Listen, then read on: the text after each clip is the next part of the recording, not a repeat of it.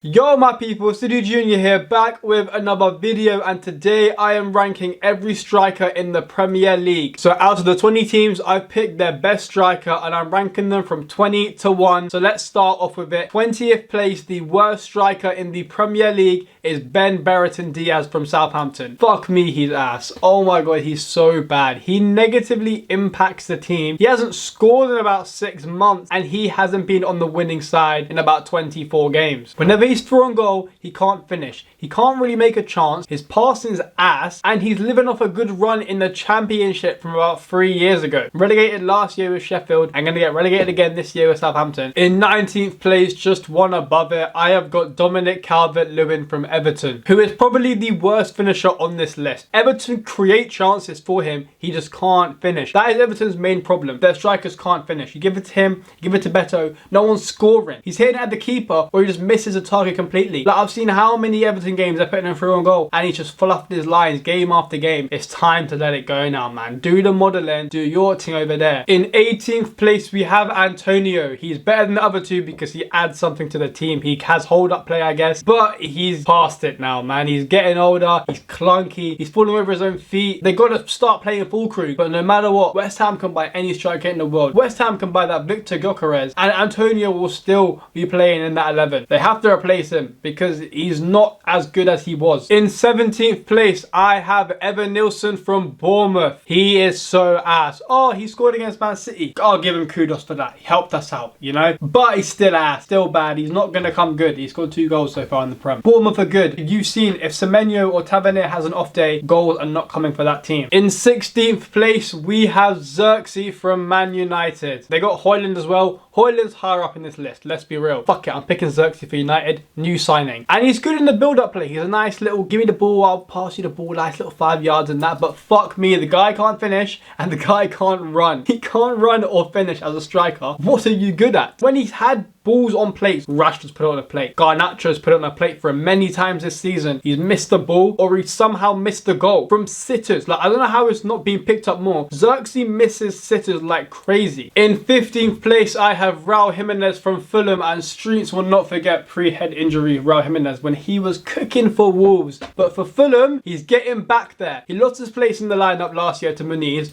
but this year, this pre-season, he's come back with vengeance and he is cooking for them. That front four is dangerous and him spearheading that, proper finisher. You've seen, he scored goals. With service, Raul Jimenez will score goals. He is a good finisher. He's a good striker. In 14th place, I have Jamie Vardy from Leicester City, and do not get it twisted. This old brother can still play ball. He can still kick it with the big boys in the Prem. He's only one of 2 players on this whole list that's actually won a Premier League. The thing about Vardy is, no matter what, even if he doesn't score, he will always be involved in the game. You've never heard anyone say, oh, Jamie Vardy ghosted, because he will always be a threat. He will always cause a problem at least once in the game. Vardy, for now, he's a threat at least, which is why he's a lot higher than all these men. In 13th place, I have Mateta from Palace. A lot of you are probably thinking that's really low, but he had a purple patch last year. People kind of forget who he was before the purple patch, when he scored about 9 goals in 3 seasons. And then after the purple patch, aka this season, he scored about 3 goals. That's not good at all from your main number 9. And the thing about it is he's having the same shots per 90 as last season. So he's having the same shots per game, but he's not finishing. The finishing this year is not there for him, which is why it's the problem. Because the chances are being created, he's getting the shots off. In 12th place now, I have Wissa from Brentford. And like Vardy, he's always going to be a threat in a game. But the reason I've got him higher is because he has scored 10 plus goals for Brentford every single year he's been there, bar one. Brentford only got promoted like 3-4 years ago and they've stayed in the Premier ever since, and he is one of the reasons for that. And he's one of them man you always got to watch for 90 minutes. He won't just kind of get the ball and then do something. He will work his socks off to get the ball, to get the team winning. He's a proper team player and he's got the better quality that makes him better than the rest of his team, I would say. In 11th place now, we have João Pedro. It kind of makes sense half-fishing the list. Like, he's got the potential to be special, but he's just not displaying it on a consistent basis. Like, I know João Pedro can cook.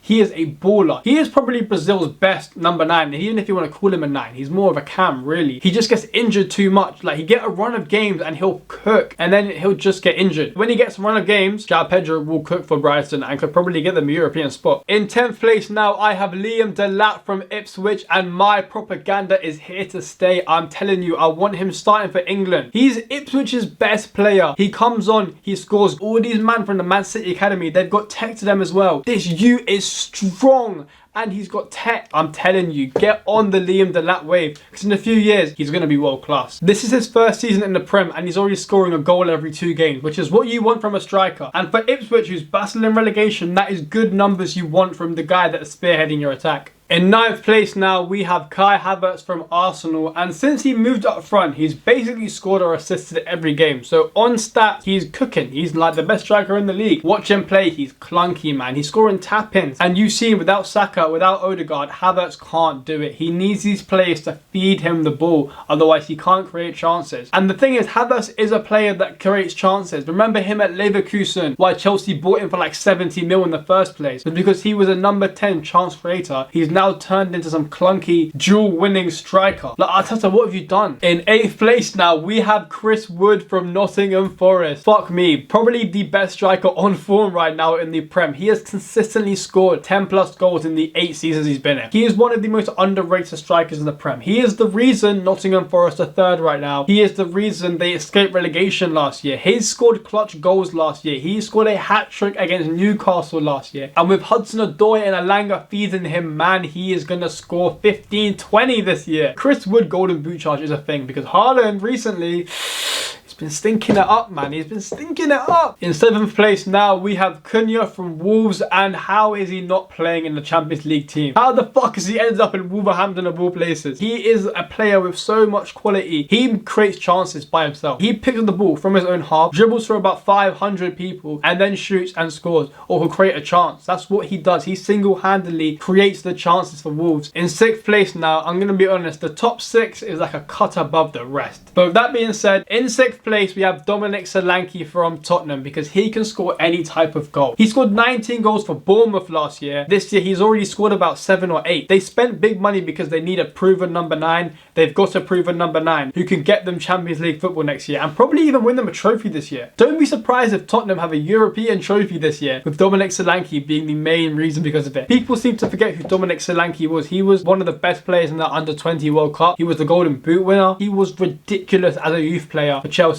In 5th place now, we have Nicholas Jackson from Chelsea, and people seem to forget that Nicholas Jackson can link up play beautifully. I get it. Coming into the season, all we heard was, can Nico Jackson finish? But his link-up play was always there. All he had to work on was his finishing. He worked on his finishing this year, and look where Chelsea are. He scored 6 goals in 9 games this year. You would not think Nicholas Jackson would give that return. Plus, I said about that 3 assists. Whatever Maresca's done to him is working. Especially when you got Neto, Palmer, Sancho, and Cuckoo feeding him. He's going to get unlimited chances every game, and he's putting them away. In 4th place now, I have Diogo Jota from Liverpool. Probably the most underrated player on this list. I don't really see people give him the credit he deserves, considering he is probably the best finisher in this league. When Jota has even half a chance, he scores. Head, left foot, right foot, he scores. But the thing that's going to hold him back is his injuries. We've seen it straight away, man. The form he was in, boom, injured. He's out for a month and a half. He'll come back again, he'll get injured for 2 months, and he's out again. Like, we can't rely on Jota for a whole season. In 3rd place now, we have got to the top 3, the big 3. 3rd place is Ollie Watkins from Aston Villa. Half-turn Ollie Watkins, man. Put him in an 18-yard box, the geezer scoring goals. Watkins is elite at what he does. I'm going to compare him with Isaac, because let's be real, Isaac's number 2. So Isaac's number 2, Watkins is number 3. Isaac's better than Watkins because he offers more to his game. Watkins is very good at what he does. In fact, he's elite at what he does. He gets the ball, he shoots, he scores. Simple as. Isak just offers more as a footballer, unfortunately. Isak has more to his game, and I think that is going to be one of the downfalls of Watkins. And I can see Duran maybe in the next year or so, by the end of the season, maybe they'll do a 2 up top with him and Duran, and then Watkins will slowly phase out of this team because Duran offers more than Watkins. The thing about Watkins is he doesn't go missing. Isak, you can say he goes missing. Watkins drags Villa through games. Isak, you can't really say the same. Isak needs other other players to perform or he doesn't perform kind of thing. Let's chat about Isak because he comes in, when he plays off the left, beautiful finisher. His finesse shots coming like unreal, bro. He needs to play for a Champions League level team. He's too good for Newcastle. And number one, best striker in the Premier League, you guessed it, Erling Haaland from Manchester City. The geezer's already scored 11 goals this year. Bearing in mind, he's played about 9 games, 10 games. He scored more goals than games this year. He's a freak of nature. There's nothing I can say that people don't already say about Haaland. He is the best finisher in the world. Probably the best finisher the Premier League's ever seen. Like, he doesn't give a shit about build-up play. He doesn't want to come and get involved, have the nice touches here and there. He wants the ball and he wants to score. He makes how many runs a game, but City just don't seem to find him. When Haaland makes runs, they're intelligent runs into the box where he's free. And City just don't take the risk and try and find the man that can control the ball and finish from anywhere. Anyway, that is the list of the strikers in the Premier League from 20 to 1. Do you think I got it right? Do you think I got it wrong? Who would you change? Put it in the comments below. Hope you enjoyed, man. Like, share, subscribe, all of that. I'll see you in a bit and love.